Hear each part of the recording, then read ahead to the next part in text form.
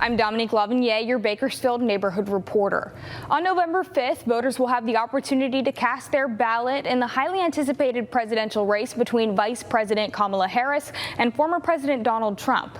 But that's not the only race on your ballot. In a little more than a month, Bakersfield voters will hit the polls to vote on several candidate races and 10 ballot measures. But when we think about what's going to impact us immediately is going to be propositions like this. One of those measures, Proposition 32, would raise the minimum wage to $18 an hour for businesses with more than 26 employees and up to $17 an hour for companies with 25 employees or less. When we think about childcare, education, right? Like just living in this nation, but also in California, has become difficult for most residents. Supporters of the measure say it can help California workers to afford basic needs and stimulate the economy. There's a double-edged sword with this, right? As you raise wages, you have to also realize that the money comes from somewhere. While Proposition 32 could result in raises for people already making $18 an hour or more, critics like the California Chamber of Commerce and the California Restaurants Association say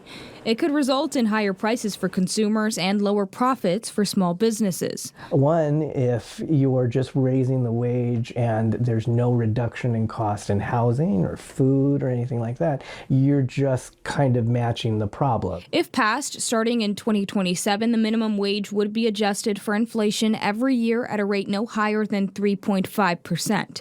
If inflation is negative, there would be no adjustment. This will impact everybody in one capacity or not, whether you are an employee or an employer. And so this should be somewhat exciting for you in the sense that you have direct control of this. You'll see this proposition and a number of others on your ballot in November, and 23 ABC will continue breaking down more of those propositions for you all month long. For 23 ABC News, I'm Dominique Lavigny, your Bakersfield neighborhood reporter.